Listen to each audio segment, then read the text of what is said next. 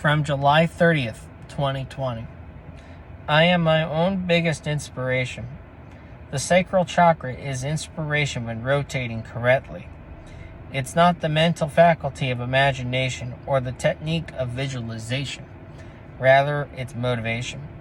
I am stronger when I can see my own relapses as motivation in the longer term to strive for what I want. I may not be beaming with confidence today.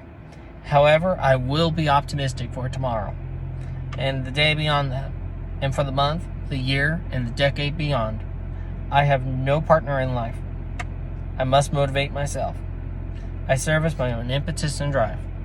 And even when she is finally around, I have to service my own impetus and drive then too, but with her input. I love life. I have been engaging in several daydreams as I write this entry tonight.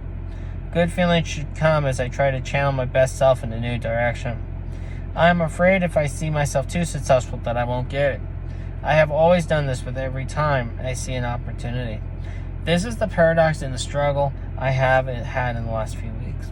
When I imagine that I have already accomplished something, there is more trepidation, especially because I haven't yet acted in order to pursue it in real life.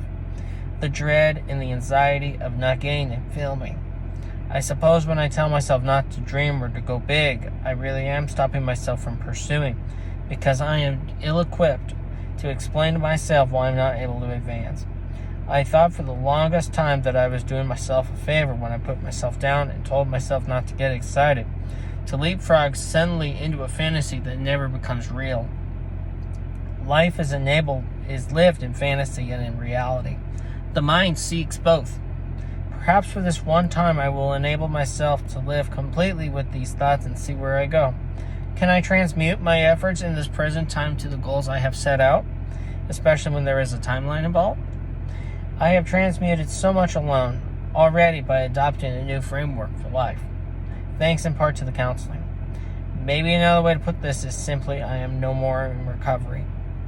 I told myself I no longer would dampen myself in grief, and I refused to see life as miserable, as alone. While I am an introvert and may need a recharge, I refuse to believe I am to be alone or that I must live at home to achieve the best life I can. I refuse to also see that I must deny myself the pleasure or the fantasy in order to minimize pain. Shouldn't the way I pursue interviews and opportunities be the other way? That I am pursuing because there is something I want. I know what I want, and I know my qualifications to get it. Shouldn't I be able to sell myself when I am excited for the future, while also being calm as if the opportunity hasn't happened yet? Shouldn't I be able to sell myself when I know I haven't achieved it yet, and I have to prove myself and others I am worthy?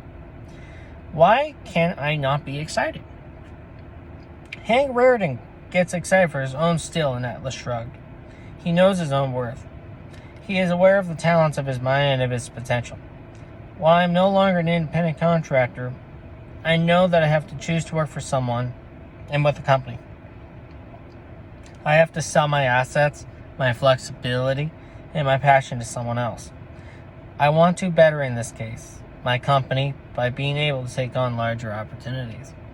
I am hungry for opportunity, and I want to run some smooth dam operations in this process.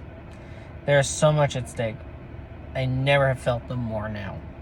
The stakes are with myself and with how I have led my stakeholders. I probably should pursue coaching in order to fully understand the meaning of all this.